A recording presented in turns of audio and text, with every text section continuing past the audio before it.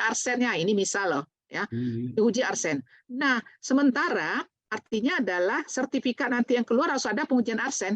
Si arsennya Oh, belum nih, arsennya belum nih, ya. iya, iya. Nah, maka lab bisa mengusulkan hanya khusus untuk arsen saja, padahal dia baru dapat loh ini. Kemarin tuh baru dapat. Oh, Ya, iya, tapi iya. karena memang ada sesuatu hal yang memang ini, jadi artinya dia menambah ruang lingkup hanya khusus buat itu. Padahal sebetulnya kalau Oke, dilihat menambah ruang lingkup itu bisa pada saat surveillance berikutnya, ya. oke. Nah, tapi karena memang ini sangat dibutuhkan, jadi dia nambah ruang lingkup khusus. Nah, itu pun juga kalau ada ketidaksesuaian 2 bulan.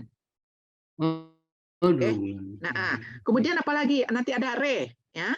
Pada saat re itu bisa jadi hanya ruang lingkup itu saja, atau adalah menambah lagi ruang lingkup, tapi tetap statusnya adalah re, ya.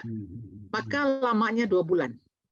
Oke, Oke. nah kemudian ya apabila dalam waktu 2 bulan itu belum selesai, ya, karena ingat 2 bulan itu adalah termasuk dengan verifikasi oleh asesor.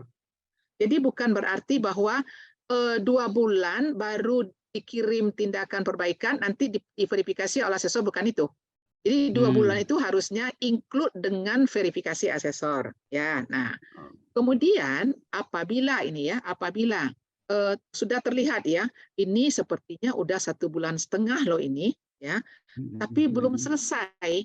Ya, belum selesai banyak faktor. Bisa jadi juga belum selesai, mungkin sampel sedang banyak, atau bisa jadi juga ada satu spare part yang diganti, atau mungkin menunggu chemical atau apapun lah, ya. Maka sudah nggak mungkin ini, sudah terlihat tidak mungkin selesai 2 bulan, maka permohonanlah kepada kan, ya, untuk diperpanjang. Oke, Oh, ya. Nah, permohonan ya. Nanti di dalam permohonan itu akan melihat ini progresnya sampai mana. Jadi nggak bisa belum ada apa-apa kemudian minta, itu mungkin nggak dikasih gitu loh. Tapi terlihat ya progresnya sampai di sini permohonan. Nah, nanti diputuskan oleh kan akan memberi tambahan waktu 1 bulan. oh, Ya, oke, tapi ingat ya, ya, ya, tambahan waktu include dengan verifikasi oleh asesor. ya, ya, Ya, nah oke ya. baik, terima Nah, kasih. kemudian ada tambahan satu, kalau ternyata nanti baik pada saat surveillance ataupun awal ataupun penambahan ruang lingkup, misalnya ada tuh kategori 1, hati-hati ya. Hati-hati di kategori 1. Nah, kalau itu merupakan kategori 1, maka laboratorium sudah pasti tidak bisa melakukan pengujian, ya. Nah, tetapi untuk yang satu ini itu laboratorium segera mengambil keputusan. Maksudnya adalah ini kategori 1, apakah ini akan dilanjutkan? Ya, jadi artinya adalah ini memungkinkan nggak diperbaiki? Karena waktunya sama, jadi nggak ada tambahan, nggak ada waktu khusus kalau kategori 1. Oke. Tetapi yang harus diingat adalah tetap dalam waktu yang 2 bulan. Jadi lab memang harus hati-hati sekali ya. Begitu satu, ini mungkin nggak ya? Karena kalau ternyata ini memang akan diperbaiki, maka akan ada verifikasi lapangan. Tidak ada tambahan waktu gitulah. Jadi Iya, iya, iya. waktu 2 bulan itu harus segera memang bisa diperbaiki, kemudian nanti akan ada fair lab, akan datang lagi asesor. Oke. Nah, atau ya memang tidak mungkin nih dalam waktu 2 bulan, ya udah drop, usulkan ke kan permohonan di drop saja ruang lingkup terkait. Oh, gitu. Mm. Ya, terima kasih Bu. Karena Oke. ini Nah, hal ini sangat diperlukan untuk teman-teman yang dari daerah, ya, terutama tenaga-tenaga lab daerah. ya, ya, ya. Dan memang kalau kemarin pada ikut kemarin itu sepertinya ya mungkin lab kan gitu ya. Nah, jadi kenapa disosialisasikan oleh kan? Karena makin lama aturannya makin ketat gitu lah. Aturannya makin ketat. Ya, jadi bisa jadi nanti kita nggak bisa lagi melakukan pengujian gitu. Oke. Terima kasih Bu. Oh ya, mari Pak. Ya. Oke, jadi ini kita lanjut. Iya, saya izin lanjutkan ya Bu ya. Ya.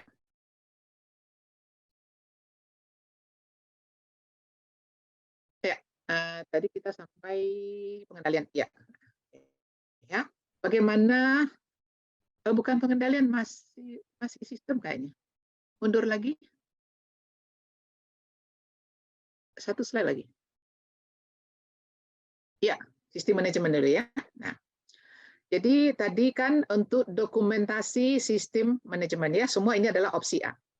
Manajemen laboratorium di sini harus menetapkan ya, mendokumentasikan dan melihara kebijakan dan sasaran untuk memenuhi tujuan ya. Jadi artinya adalah mana nih kebijakan mutunya mana, sasarannya mana ya, untuk memastikan bahwa kebijakan dan sasaran adalah diakui dan dilaksanakan.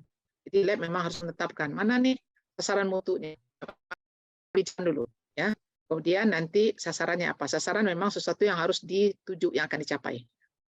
Kebijakan dan tujuan harus memenuhi kompetensi ya. Jadi kebijakan yang ditetapkan, tujuan yang ditetapkan, di sini memenuhi kompetensi personil, ketidakberpihakan dan operasi yang konsisten laboratorium. Namanya juga kebijakan ya. Jadi ini adalah kebijakan dari laboratorium.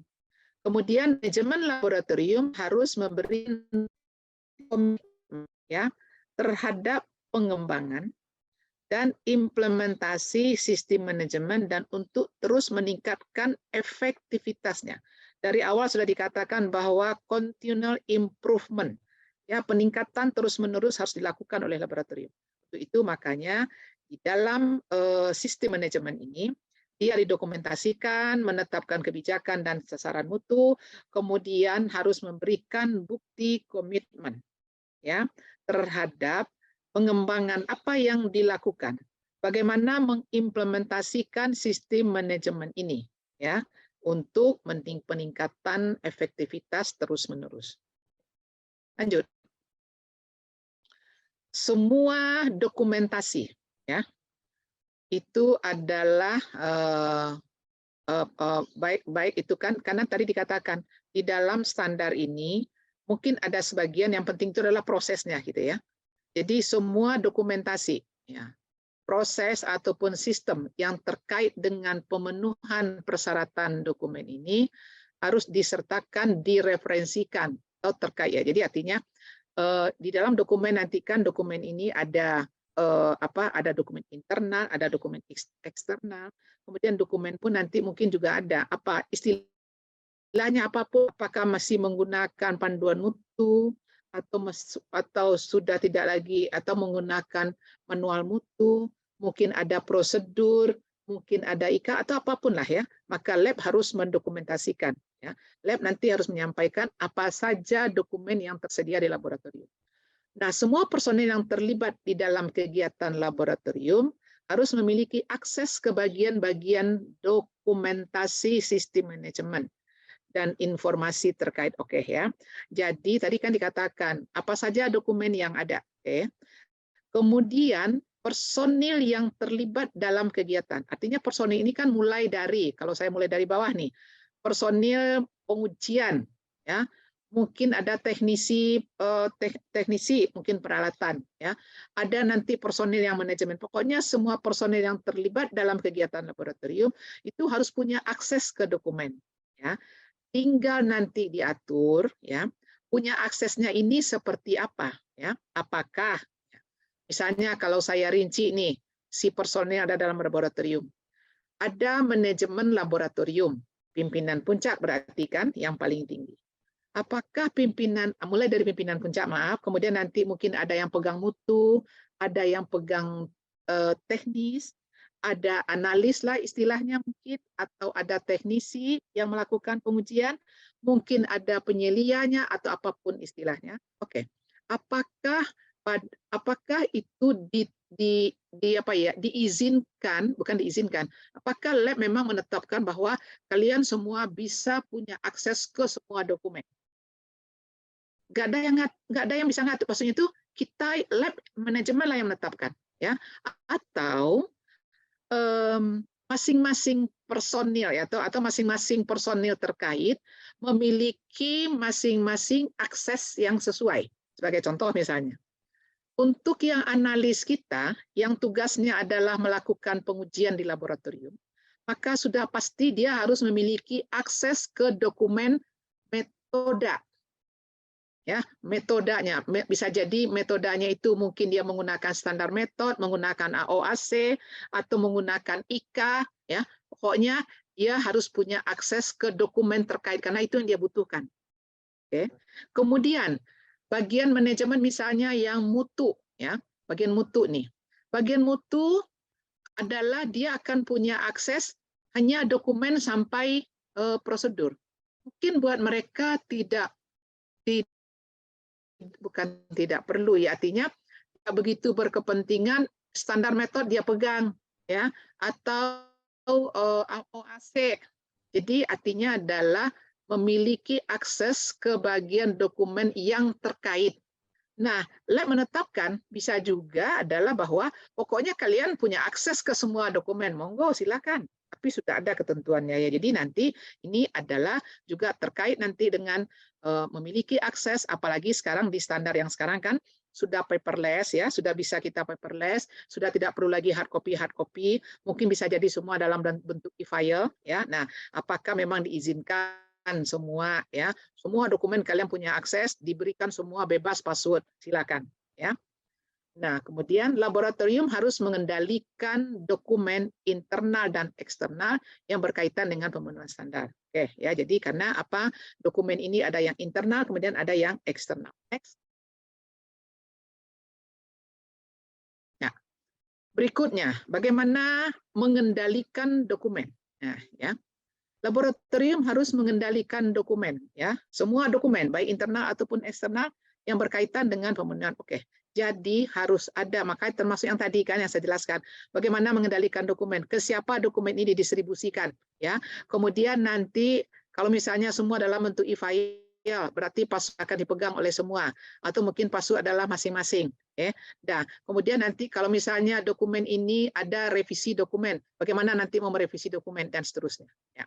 Kemudian laboratorium harus memastikan bahwa dokumen itu disetujui kecukupannya sebelum dikeluarkan oleh personil yang berwenang. Oke. Jadi dokumen itu harus legal, ya. Siapa nanti yang akan mensahkan dokumen ini? Dokumen mungkin bisa jadi ada beberapa dokumen. Dikatakan manual mutu atau panduan mutu. Ada prosedur, mungkin ada IKA, mungkin ada SOP atau apapun lah, ya. Harus jelas siapa yang berhak mengeluarkan dokumen tersebut. Oke. Nah, kemudian dokumen dikaji ulang secara berkala. Ini standar mengatakan, ya, kaji ulang tuh dokumen, tapi dia tidak menetapkan. Ingat, ya, bahwa 17025 adalah hanya persyaratan. Jadi dia mengatakan, hai kalian kaji ulang tuh dokumen, ya. Tapi dia tidak menetapkan setahun sekali, sebulan sekali, tidak. Kita lah yang akan menetapkan kapan kita akan mengkaji ulang dokumen ini, ya, dan diperbarui seperlunya. Kaji ulang dokumen berbeda dengan kaji ulang manajemen. Kemudian perubahan dan status revisi dokumen terkini diidentifikasi. Sekalian ini C ini saya kaitkan dengan E. Dokumen diidentifikasi secara unik, betul, ya. Jadi dokumen ini harus jelas, ya, judulnya, ini dokumen apa ini? IKK, instruksi kerja K, apakah ini merupakan panduan mutu, ini prosedur, kemudian bagaimana dengan identifikasi uniknya. Jadi apakah diberi judul, kemudian nanti ini diberi tanggal terbit, mungkin ini ada revisi atau apapun lah, ya. Tidak ada ketentuan bagaimana bagaimana identifikasi uniknya. Nah, kemudian kita kembali ke C. Perubahan dan status revisi dokumen. Oke, kalau misalnya kita dalam mengidentifikasi secara unik, kita memberikan revisi. Berarti pada waktu nanti ada perubahan dokumen, maka status revisi pun juga akan berubah, ya. Misal di dalam identifikasi uniknya itu, dokumen itu adalah terbitan 1 misalnya, ya. Begitu terbit mungkin baru revisi 0. Kemudian ada revisi itu dokumen setelah digunakan terlihat, oh ini kayaknya dokumen harus direvisi, atau setelah melakukan kaji ulang dokumen, terbitlah dokumen baru. Mungkin kita mengatakan terbitan 1, revisi 1, ya. Nanti mungkin direvisi lagi akan revisi, itu yang dimaksudkan. Ya. Kemudian versi yang relevan dari dokumen yang berlaku tersedia di tempat pengguna. Ini yang mendukung yang tadi ini. Versi yang relevan dari dokumen yang berlaku tersedia di tempat penggunaan, ya. Jangan sampai misalnya analis kita melakukan pengujian ada di ruang misalnya AAS ya. Jadi misalnya di karantina ada tuh AAS ataupun mungkin ICP-MS-nya. Kemudian bagaimana cara kerja instruksi kerja ICP ya. Semua dokumen nggak ada dekat ICP. Semua dokumen misalnya itu ada di bagian teknis. Teknisnya disimpan di dalam filing kabinet. Filing kabinet dikunci. Filing kabinet ada dalam ruangan dikunci, itu nggak benar ya. Jadi misalnya si instruksi kerja dari bagaimana cara mengoperasikan ICP-MS ini itu harus tersedia di dekat ICP-MS. Bagaimana nanti metode pengujiannya, bagaimana preparasinya. Apabila nanti kita menetapkan kadar logam dengan AAS di salah satu produk perikanan, misalnya di ikan, mau menetapkan kadar logam berat, mau menetapkan kadar bisa jadi nanti kloramfenikol, ya, mau menetapkan kadar nitrofurat dan seterusnya, yaitu harus tersedia. Itu yang dimaksudnya.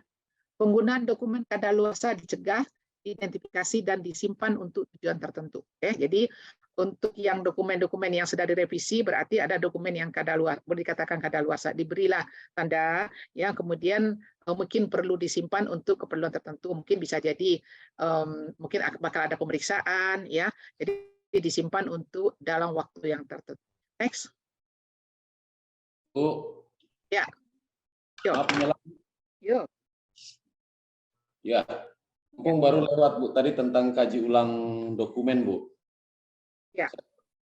Saya tertarik dengan kaji ulang dokumen dilakukan secara berkala. Nah, dalam pemahaman saya kemarin ini, sebelumnya saya informasi Bu, saya dari stasiun KIPM Kendari Bu, karantina. Masih Pak itu di sana, Pak siapa?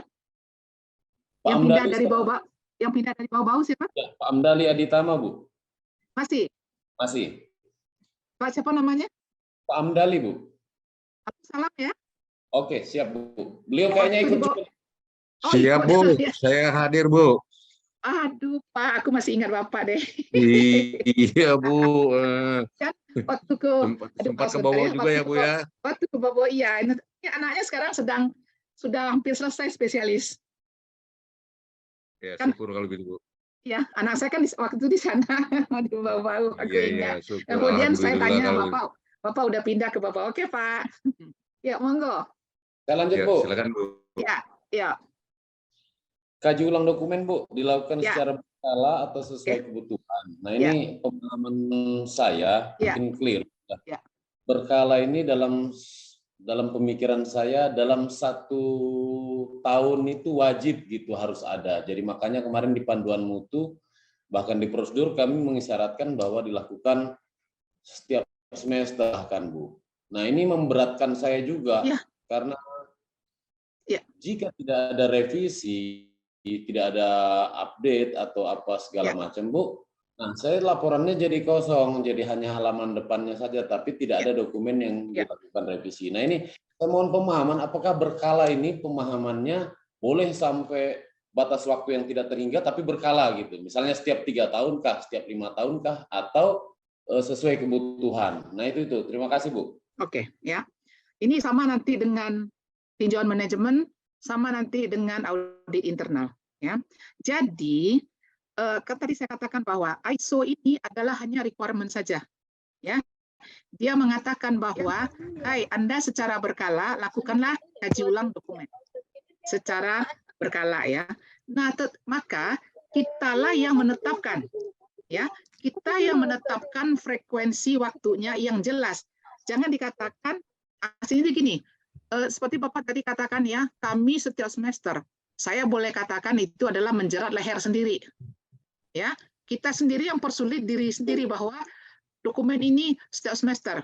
Kan bisa jadi kita sendiri mungkin tahu lah Pak ya, bagaimana kualitas dokumen kita ini. Ya, kita pasti tahu deh. Mungkin bagi lab-lab yang memang baru mulai, boleh dikatakanlah bisa jadi, ya, mungkin agak berantakan deh.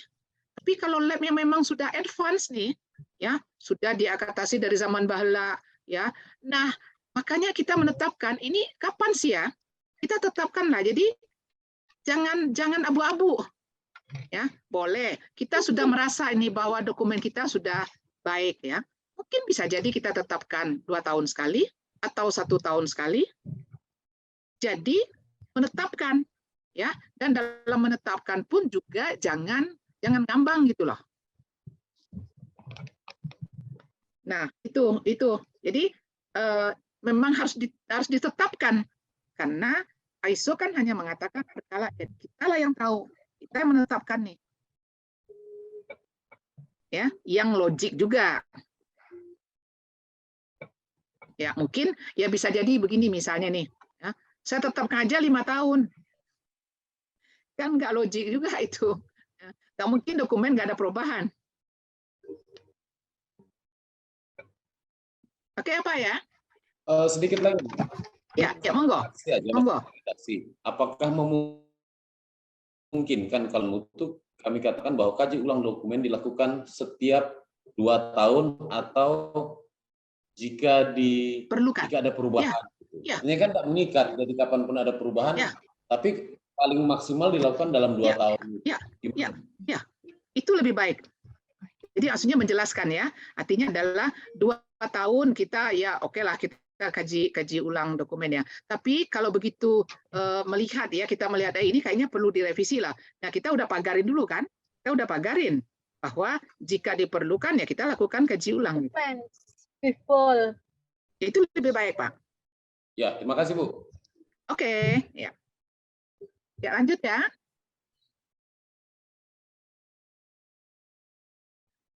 Ya. Nah, ya, kalau misalnya ada pertanyaan lagi, monggo silakan ya. Laboratorium harus menyamakan. Mungkin mundur dulu, Mbak. Mbak Uri. Belum. Masih dokumen tadi kan? Tindak pengendalian dokumen sistem dokumen disetujui. Oke, next. Ya, berarti sekarang rekaman ya. Nah, dokumen beda dengan rekaman. Tadi kita di klausa 7 itu ada rekaman teknis ya. Jadi di ISO yang sekarang rekaman teknis itu dipisah ya. Kalau standar yang standar yang lama itu ada di persyaratan manajemen dulu. Nah, sekarang di 8 ini di pengendalian rekaman ini adalah laboratorium harus menyimpan rekaman yang dapat jadi artinya pasti ya kita harus mengendalikan rekaman ya. Ya, kemudian laboratorium harus menerapkan pengendalian yang diperlukan. Oke, ya. Jadi rekaman ini beda dia dengan dokumen. Ya. Kalau dokumen adalah sesuatu yang memang kita sesuatu yang perlu kita terapkan, yang akan kita implementasikan. Kalau rekaman ini adalah hasil. Ya, misalnya ada komplain, ada yang komplain. Mana bukti komplain? Itu adalah rekaman. Kita menyelenggarakan tadi kaji ulang dokumen. Oke, ya. Ketentuan kaji ulang dokumen, bagaimana cara melakukan kaji ulang dokumen itu ada di dokumen kita. Mungkin di prosedur, mungkin di IKA, mungkin di panduan mutu. Ya. Tapi kalau apa buktinya bahwa kita sudah melakukan kaji ulang dokumen? Nah, dikembalikan ke prosedur. Ya, di prosedurnya kata apa? Pada saat pelaksanaan kaji ulang dokumen misalnya, ya ada form pemberitahuan, kemudian ada form mungkin pencatatan apa saja, kemudian nanti begitu kaji ulang dokumen selesai, ada yang direvisi, kemudian nanti dokumen itu di dokumen yang lama bisa jadi artinya menggantikan ya, jadi dokumen yang lama ditarik, apapunlah bahasanya, kemudian menyusulkan dokumen yang direvisi. Ya, artinya adalah didistribusikan kembali dokumen itu. Berarti semua ada buktinya. Itu yang dikatakan rekaman. Kemudian dikatakan di sini bahwa ya pengendalian yang diperlukan untuk identifikasi. Oke, bagaimana kita mengidentifikasi dokumen? Tidak perlu juga itu adalah identifikasi dengan unik seperti dokumen. Tapi tanggal terbitan keberapa, revisi keberapa gitu. Nah, kalau ini artinya kan identifikasi, oke, di mana rekamannya hasil audit internal. Oh, mungkin saya simpan dalam satu bantek, saya beri judul. Ya, di mana rekaman dari bukti pelaksanaan tinjauan manajemen ada di satu bantek. Di mana nanti rekaman dari yang ada komplain, ya, nih. Jadi artinya lah diidentifikasi sehingga itu mudah untuk disimpan, dia terlindungi, kemudian juga mudah itu untuk diambil kembali ya, terutama adalah pada saat nanti asesmen ya, atau mungkin bisa jadi diperlukan. Kalau begitu ada komplain nanti kan diperlukan rekaman ini, itu mudah untuk diperoleh ya. Kemudian menetapkan waktu retensi atau pemusnahan ya. Kapan ditetapkanlah kapan rekaman ini dimusnahkan ya. Karena mungkin bisa jadi waktu pemusnahan dokumen akan berbeda dengan waktu pemusnahan rekaman. Tapi itu nggak ada ketentuan, tidak ada ketentuan khusus. Lab silakan menetapkan ya. Cuman secara umum adalah kalau produksinya rekaman itu kan jauh lebih banyak dibandingkan daripada produksi dokumen. Dokumen begitu selesai kita terbitkan, sudah nggak ada lagi produksi dokumen. Ya, kalau tadi dikatakan yang sudah kadaluarsa sementara disimpan, ya bisa jadi mungkin bagi kita yang di pemerintahan mungkin ya pada saat membuat dokumen ini menggunakan anggaran DIPA, ya mungkin nanti dilihat mana tuh buktinya bahwa itu ada dokumen mungkin diperlukan, ya. Nah, tapi kalau rekaman ini akan diproduksi terus-terusan ya, jadi bisa jadi kapankah rekaman ini dimusnahkan? Kita yang menetapkan ya, kapan waktunya dimusnahkan, bagaimana cara memusnahkan ini. Oke, next. Nah, ini 85 ya. Tindakan untuk mengatasi risiko dan peluang. Oke. Laboratorium harus mempertimbangkan risiko ya. Jadi kan tadi di awal di ketidakberpihakan tadi kan adalah mengidentifikasi risiko ketidakberpihakan include sekalian dengan identifikasi risiko pelaksanaan di laboratorium. Nah, kemudian tadi di awal dikatakan apabila kita mengidentifikasi risiko, kemudian apabila ya pada waktu apabila teridentifikasi nih risiko, maka berkewajiban untuk menindaklanjuti. Tadi sudah disampaikan bahwa pada waktu kita tadi kan risiko bisa jadi ada risiko yang memang bisa direduksi atau kalau di bahasa ISO-nya itu adalah ada yang dikatakan avoidance. Jadi kita bisa menghindar dari risiko atau risiko itu bisa dihilangkan atau bisa risiko itu dikurangi atau bisa risiko itu ada atau risiko memang tidak bisa menghindar kita dari risiko ya. Kita mau nggak mau memang harus berhadapan dengan risiko, maka ada tindak lanjutnya. Tindakan untuk mengatasi risiko ya diharapkan itu adalah akan muncul peluang. Maka di dalam 85 ini katakan laboratorium harus mempertimbangkan risiko dan peluang yang terkait dengan kegiatan laboratorium agar memberikan jaminan bahwa sistem manajemen mencapai hasil yang diharapkan. Karena inilah inilah bedanya si standar yang lama dengan yang sekarang. Jadi artinya di sini kita melihat dari awal dulu ini risikonya apa gitulah. Jadi begitu begitu ini muncul, kita sudah nggak kaget karena udah siap gitu loh bahwa ini adalah beresiko. Nah, kalau yang lama masih abu-abu, kemudian ya diibaratkan kalau kita mau menyeberang kemudian kecedur gitu kan, kecedur dulu baru mikir ini kenapa ya. Nah, kalau sudah menetapkan risiko pasti kita mikir saya kalau mau nyebrang ya gimana caranya supaya ini saya nggak ketabrak ataupun ya seperti itu kan. Nah, kemudian meningkatkan peluang untuk mencapai tujuan, ya. Dan kemudian mencegah atau mengurangi dampak yang tidak diinginkan, ya, dan potensial kegagalan dalam kegiatan laboratorium. Kenapa? Sudah mengidentifikasi risiko, ya. Makanya tadi dikatakan pada waktu mengidentifikasi risiko tidak bisa di satu orang, ya. Pasti itu adalah duduk bersama-sama. Ya. Next. Nah, kemudian laboratorium harus merencanakan untuk mengatasi risiko dan peluang. Dan kemudian bagaimana nanti cara mengintegrasikan dan menerapkan tindakan ini ke dalam sistem manajemen. Karena dari awal tadi saya sampaikan tindakan risiko itu nanti akan dikaji, akan disampaikan pada saat salah satu pada waktu tinjauan manajemen. Ya. Makanya risiko ini tidak stagnan.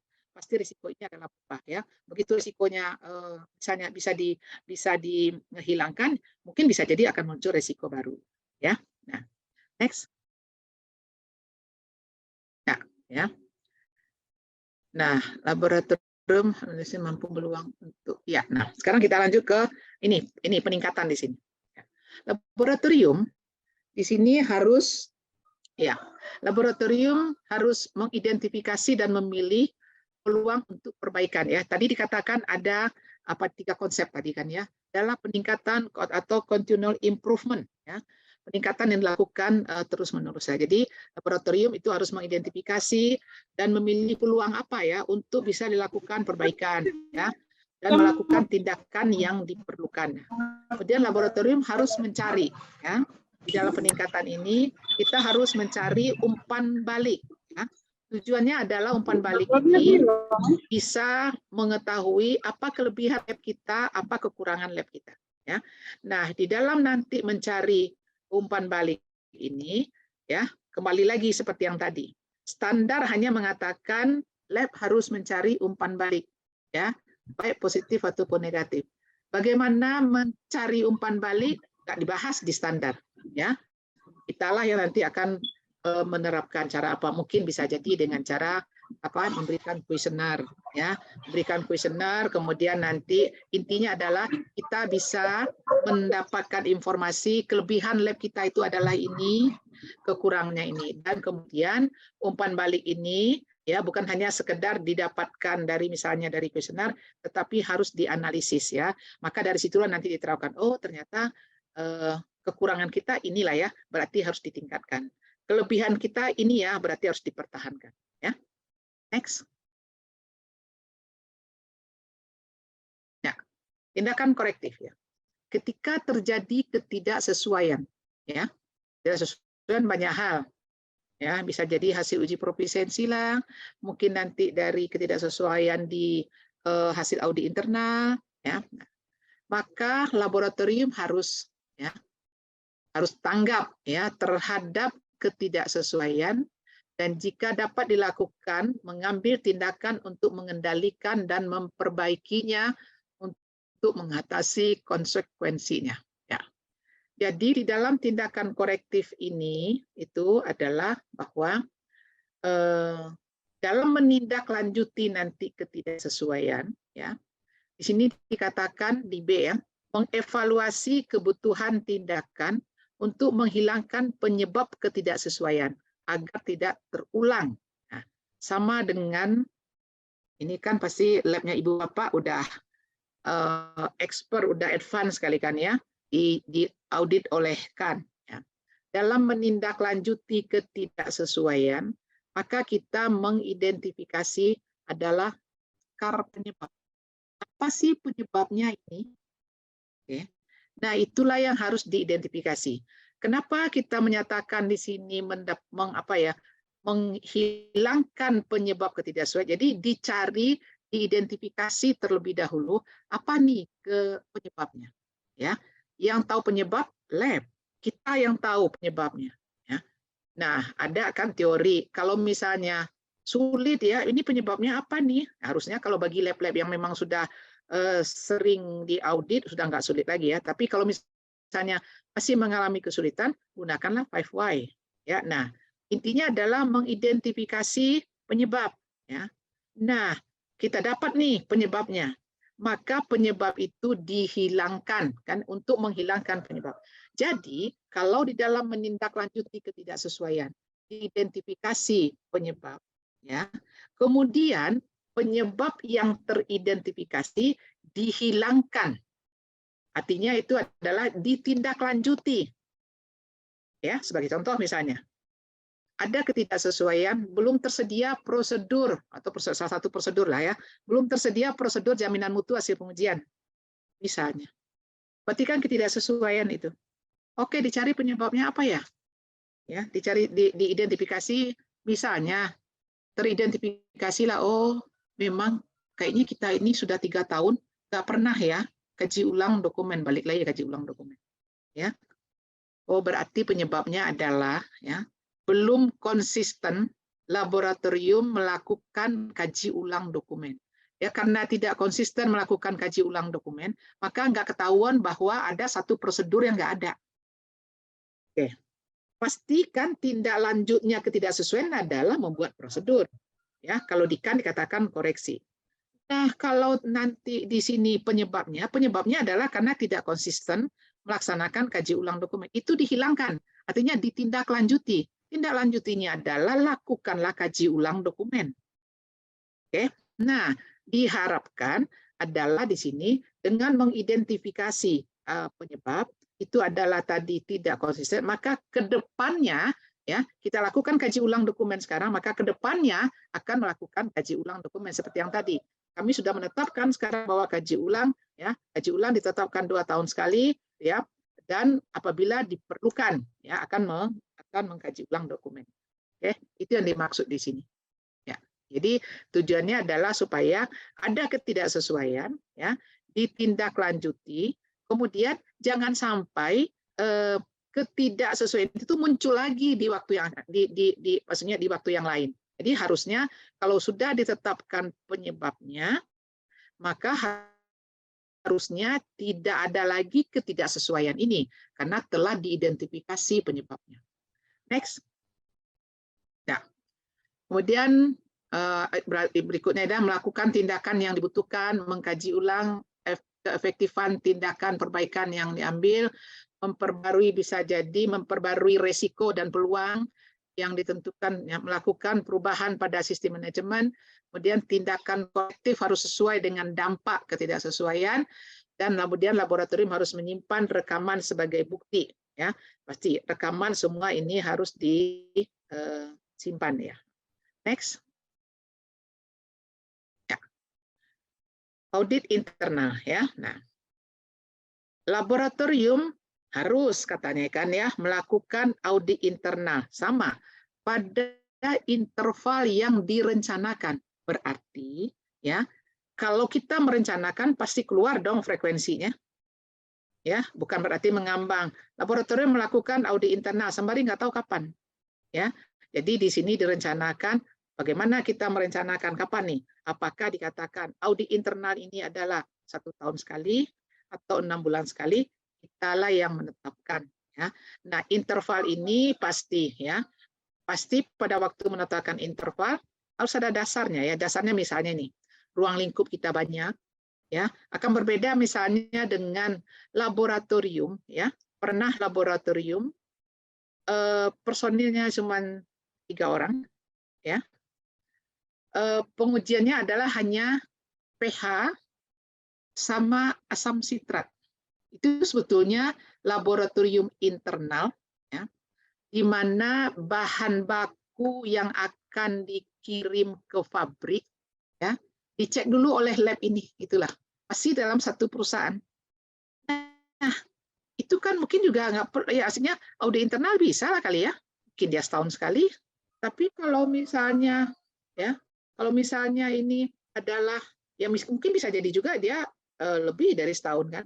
Tapi kalau laboratorium yang begitu besarnya, ya kan, nah misalnya bisa jadi juga di balai karantina ruang lingkupnya juga banyak, ya, atau mungkin di balai POM yang begitu banyaknya ruang lingkupnya yang sangat kompleks, nggak mungkin lah kan audit internal dilakukan 2 tahun sekali, ya.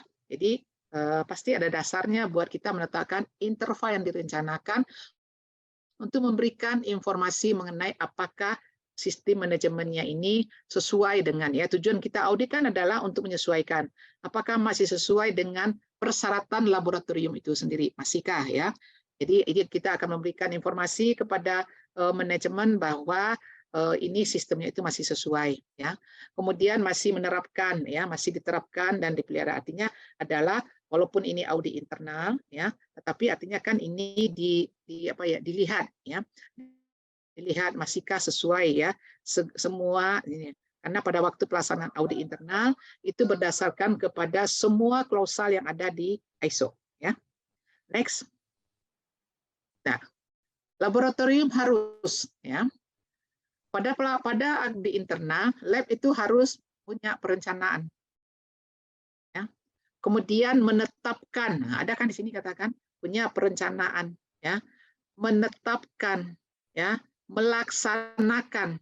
Jadi ya direncanakan, ya ditetapkan, ya dilaksanakan, dan memelihara program audit termasuk frekuensi, bagaimana metode auditnya, bagaimana tanggung jawab perencanaan, bagaimana pelaporan, ya, yang harus mempertimbangkan pentingnya kegiatan laboratorium terkait, ya, perubahan yang mempengaruhi laboratorium dan hasil. Jadi artinya di sini itu harus ada mana perencanaan, ya. Jadi di mana artinya, nah mungkin ya bisa jadi ini untuk audit internal bisa dikaitkan. Jadi artinya adalah kita audit internal untuk laboratorium BAS 17025. Kemudian ada ISO 19011. Di mana ISO 19011 itu adalah sebetulnya bagaimana menyelenggarakan bagaimana melaksanakan audit sistem manajemen, ya. Jadi mungkin kalau lab memang di dalam nanti pelaksanaan audit internal ini mungkin melihat menerapkan yang ada di 19011 nggak ada masalah, karena 19011 itu adalah panduan untuk pelaksanaan audit sistem manajemen, ya. Mungkin jadi bisa jadi di situ dibahas kok, ya, di 19011 bagaimana, siapa penanggung jawabnya, bagaimana perencanaan dibuat, ya. Di dalam perencanaan itu nanti akan ditetapkanlah kapan, ya, kapan audit internal ini, siapa penanggung jawabnya, kemudian siapa nanti auditor yang ditunjuk, ya.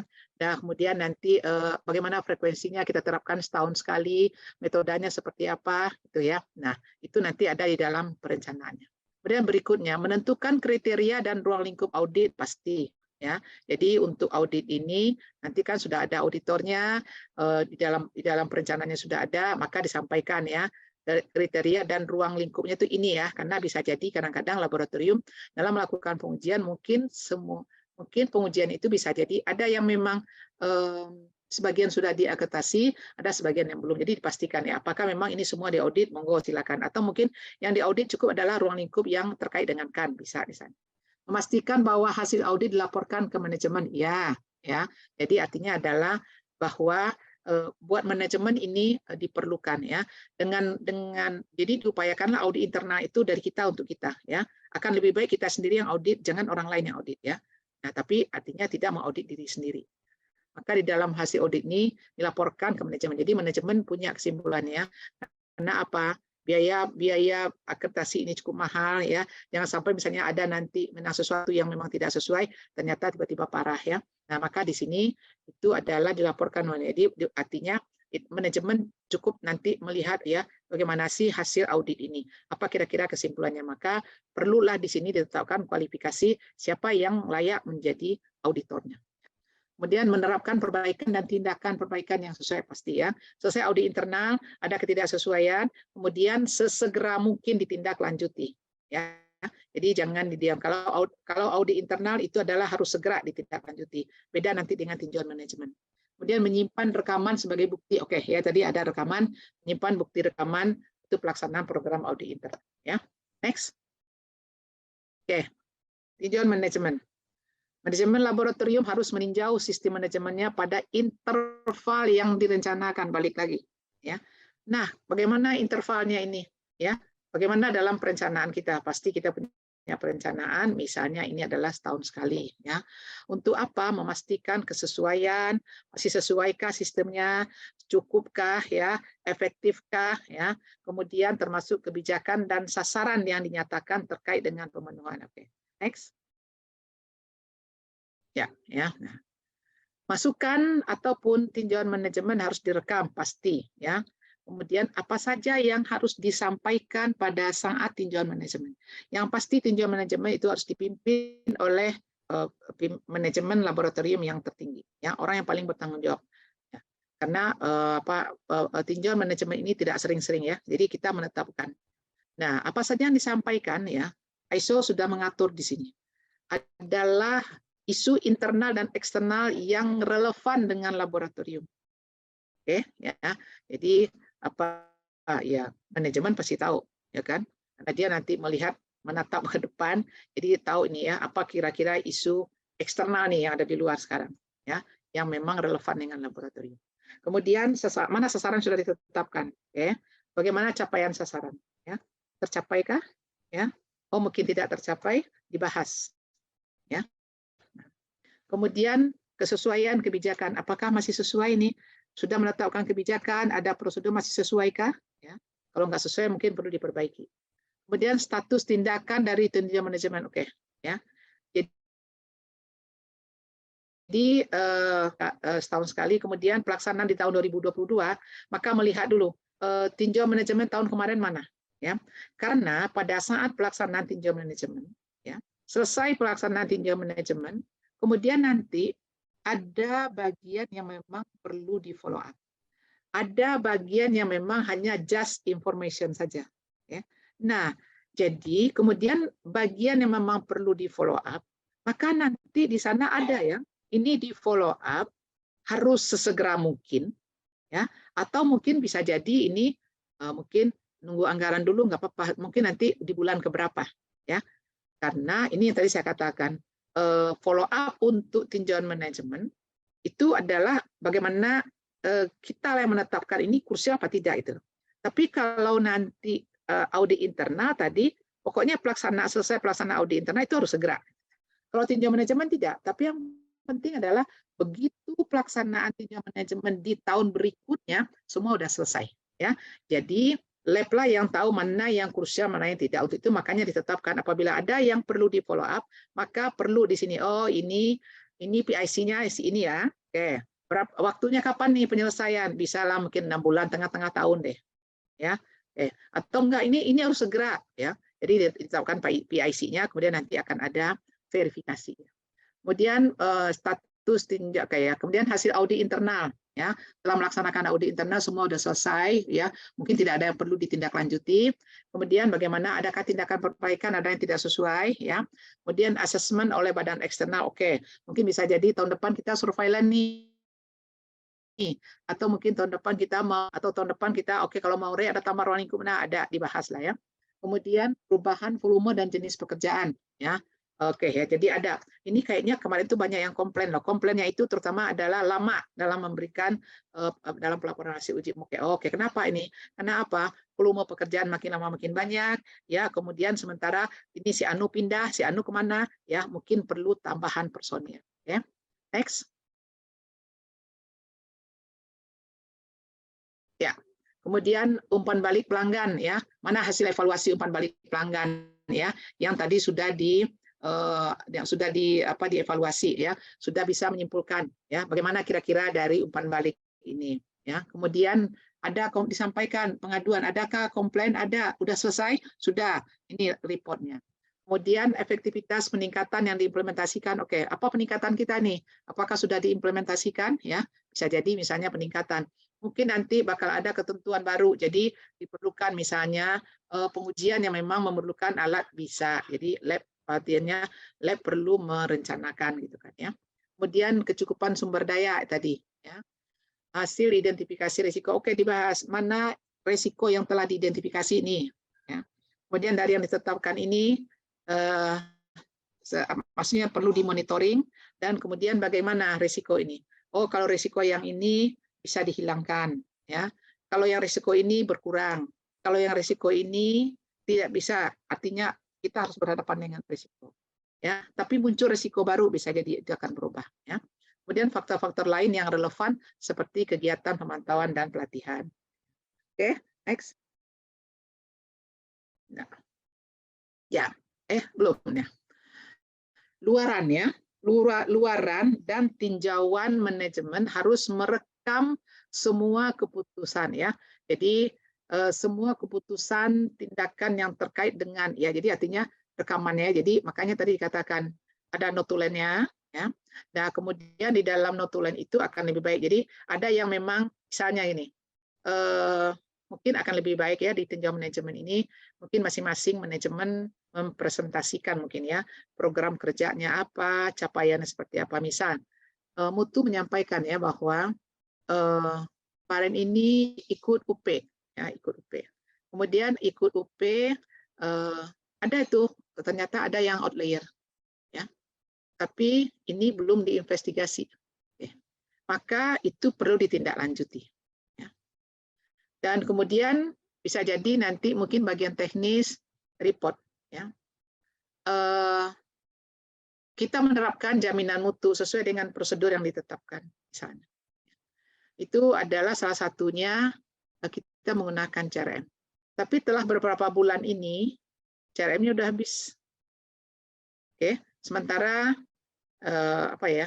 Artinya menerapkan jaminan mutu itu kalau bisa menggunakan CRM kan bukan hanya sekedar untuk bahwa misalnya tahun depan ini akan ada asesmen lagi, bukan itu. Jadi memang lab betul-betul membutuhkan. Oke, berarti itu kan perlu di follow up ya.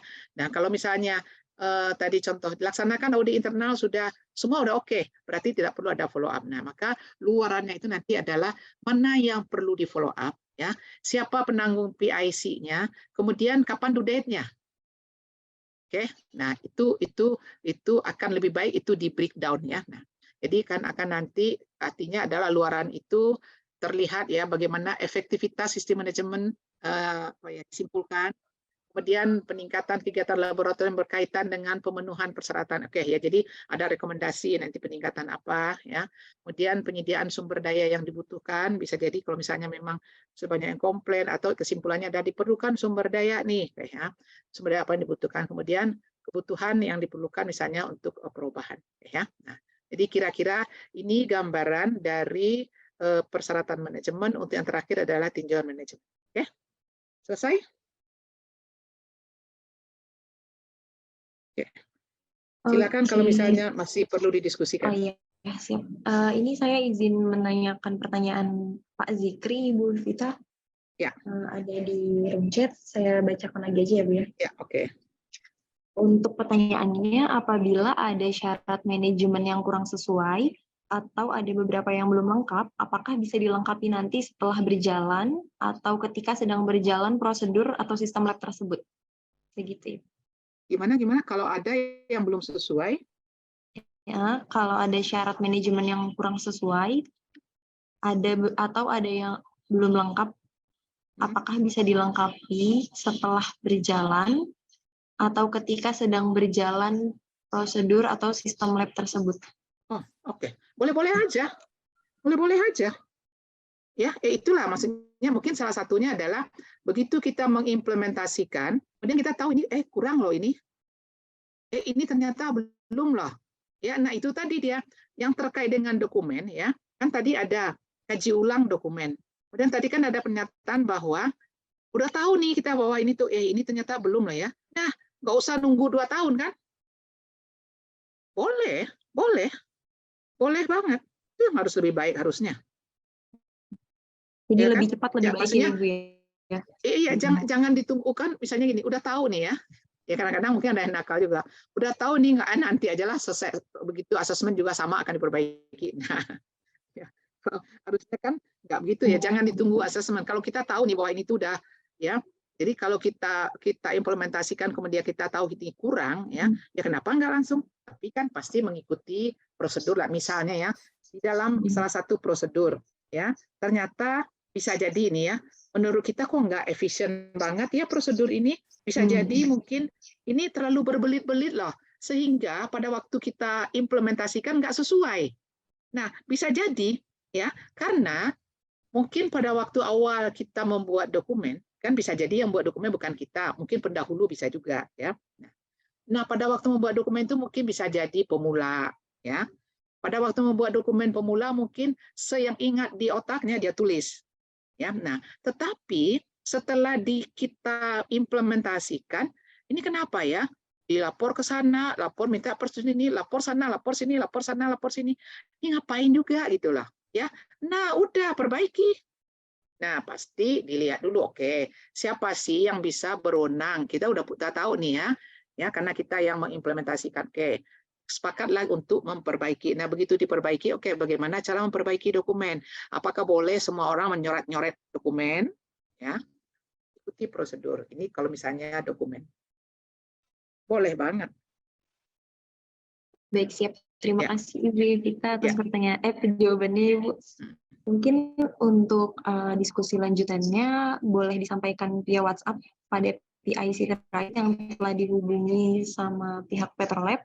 Nanti akan kami teruskan ke Bu Evita aja ya Bu ya, via WhatsApp juga. Boleh. Selanjutnya yaitu ada, terima kasih Bu Evita atas paparannya. Sama-sama. Sangat lengkap dan benar-benar menambah wawasan buat saya juga nih Bu. Ya, amin. Mudah-mudahan ya bermanfaat. Siap Bu. Oke, lanjut ke Sesi selanjutnya yaitu ada post test, di mana peserta boleh mengecek room chat untuk link, dan dipastikan proses ini dikerjakan oleh masing-masing orang sebagai persyaratan untuk mendapatkan e-sertifikat. Diberikan waktu kurang lebih sekitar 10 menit untuk para peserta mengerjakan proses. Terima kasih.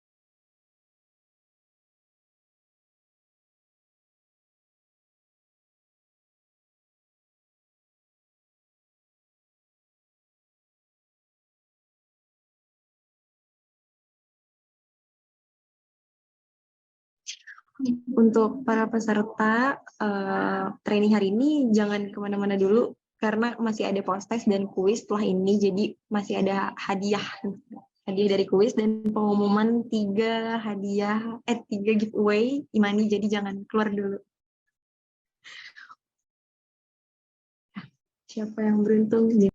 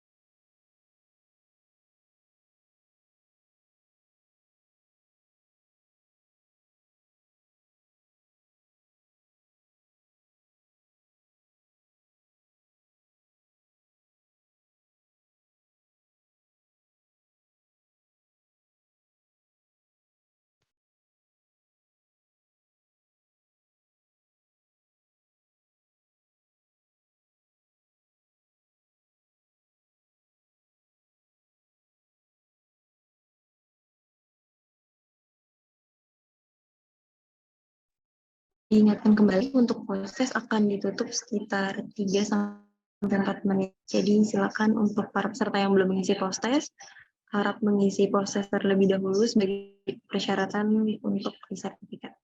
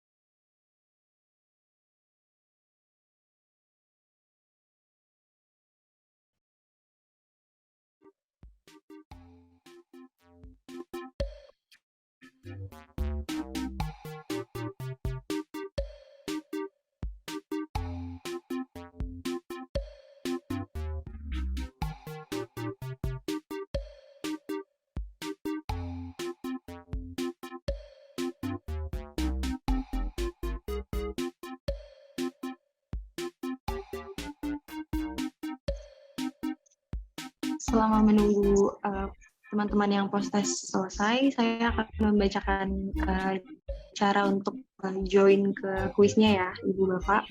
Yang pertama, buka browser, boleh Google, Mozilla Firefox, atau handphone masing-masing. Kemudian klik atau search kahoot.it sesuai dengan yang di share screen. kahoot.it, kemudian masukkan game PIN 103063 yang ada di layar. Setelah itu diisi namanya boleh dan dipilih karakter jika ingin mengubah karakternya bisa di-adjust sendiri.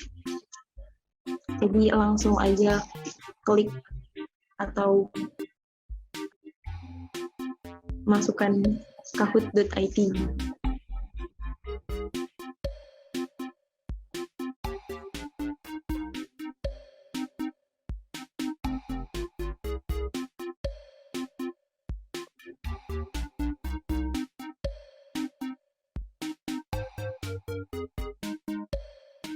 Bu Uri, saya boleh keluar atau nunggu ya? Boleh ditunggu dulu aja Ibu, nanti kita akan ada foto bersama. Iya. Terima kasih banyak ya Ibu. Ya, tadi mau sholat dulu.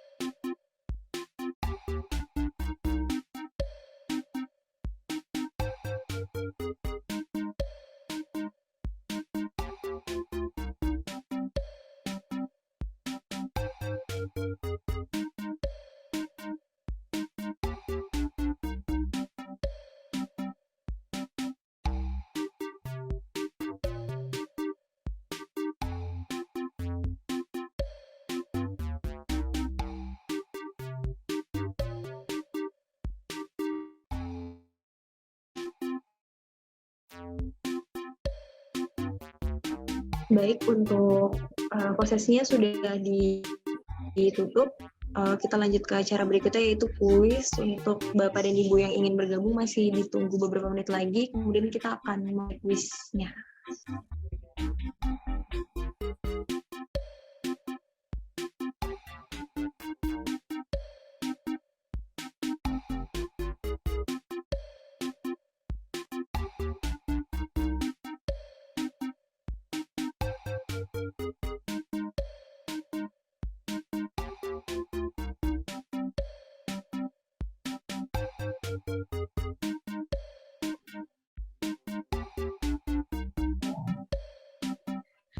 Baik, akan saya ingatkan nanti untuk setiap pertanyaannya hanya berlangsung sekitar 10 detik, jadi jangan terlalu lama.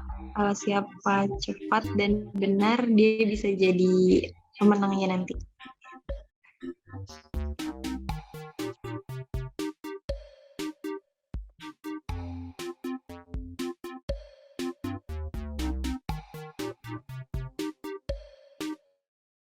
Saya akan ada pengumuman giveaway untuk pemenang e-money sebesar Rp100.000. Jadi tetap stay tune.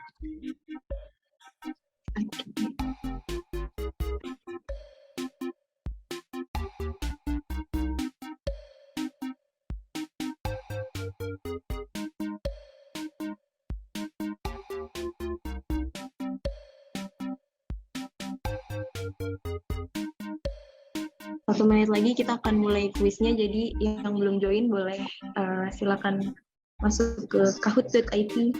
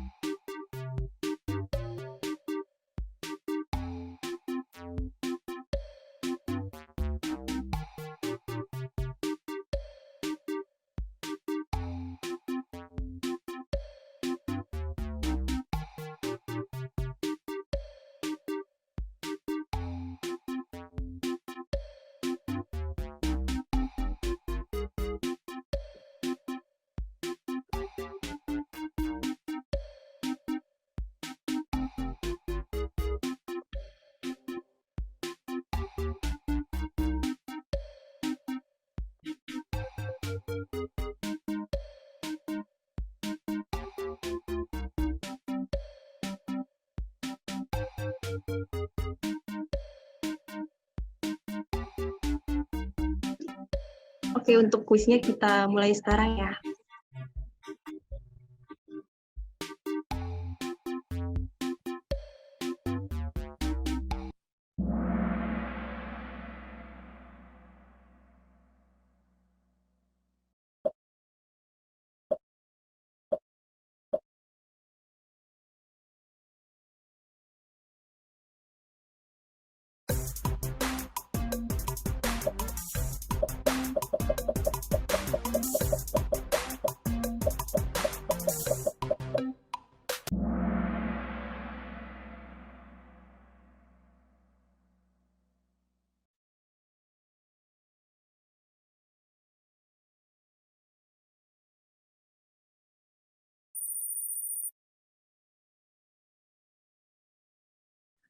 BM memimpin di posisi pertama, Sari dan Doni.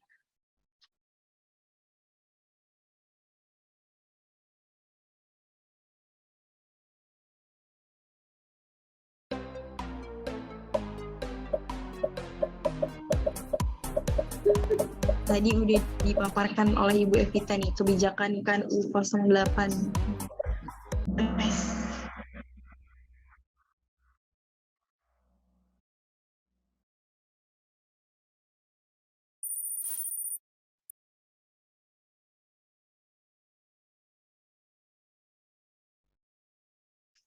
Disalib oleh Bapak Adit di posisi pertama, Ibu Ani dan Bapak Agung PS.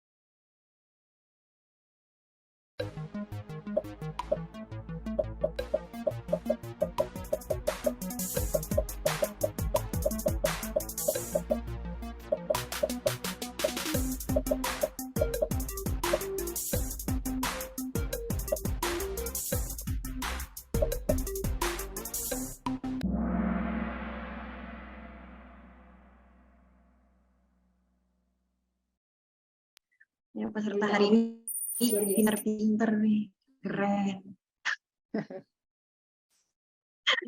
Mantap ya Bu Evita ya. Iya. Peserta hari ini kayaknya mengamati nih.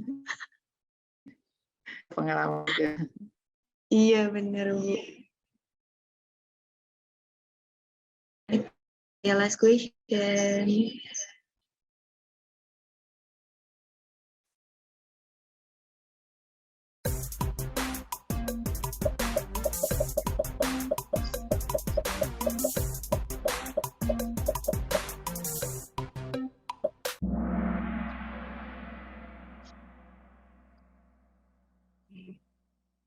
Mantap. Siapa nih pemenangnya? Yang ngamati Pak Indra tadi. Iya betul. Udah selamat terakhir nih. Wih, Z, BM, dan jeng jeng jeng jeng. Adit. Wih, Pak Adit pemenangnya. Baik, untuk Pak Adit. Pak Adit dari mana sih? Pak Adit?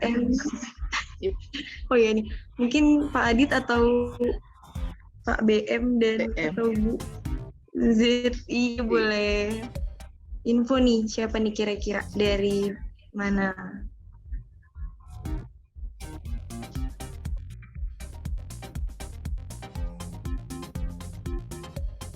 Malu kayaknya nih Bu Evita. Belum mau. Oke, berarti nanti untuk Pak Adit, BM dan Z boleh menginfokan ke panitia untuk nomor dan nama lengkap kali ya. Selanjutnya saya akan mengumumkan giveaway yang telah mengikuti Instagram dan subscribe dari YouTube Petrolab nih. Siap-siap. Yang pertama ada Ibu Jenny Resi dari SKIPM Kupang. Yang kedua ada Ibu Emilia Darmarini.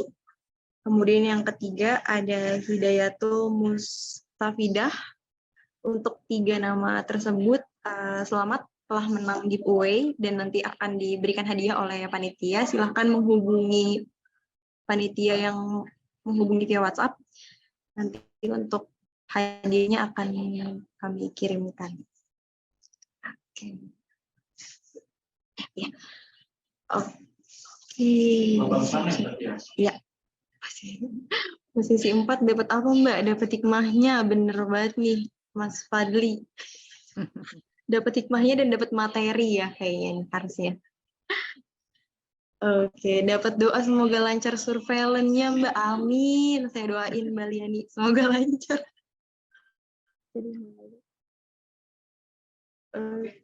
Ya, siap. Secara selanjutnya kita akan foto bersama. Untuk teman-teman untuk teman-teman Bapak dan Ibu rekan-rekan boleh menyalakan video terlebih dahulu karena nanti akan di screenshot dan mungkin menahan senyum dulu nih karena kan tiap window beda-beda ya. Oke. Iya, boleh. Dihitung aja Pak atau gimana? Oke, iya siap. Dihitung ya, Bapak dan Ibu udah siap. Jangan lupa pasang senyum terbaiknya. Asik. 3, 2, cheese. Screen 2, 3, 2. Belum. Tahan dulu, tahan. Oke. Window 2 ya. Screen 2, 3, 2, 1.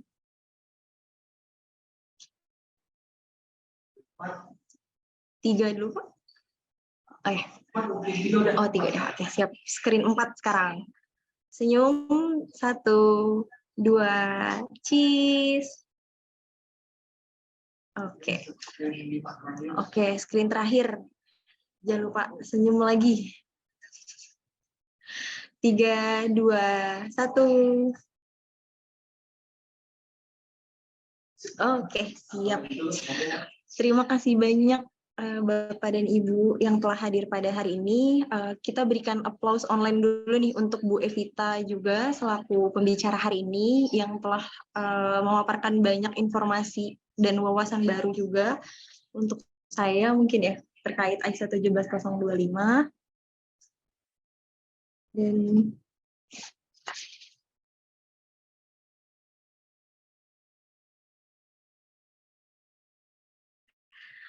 saya tutup, mungkin nanti Mbak Hidayatul, iya tadi menang Mbak, selamat ya Mbak ya, nanti hubungi panitia aja untuk hadiahnya.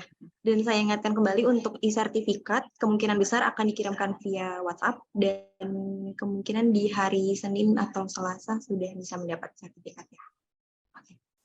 Mungkin dari saya dicukupkan itu saja, mohon maaf apabila ada salah kata atau salah perbuatan. Dan terima kasih banyak atas waktunya pada Bapak dan Ibu. Saya tutup training hari ini. Wassalamualaikum warahmatullahi wabarakatuh. Waalaikumsalam warahmatullahi wabarakatuh. Waalaikumsalam warahmatullahi wabarakatuh. Terima kasih banyak Bu Evita.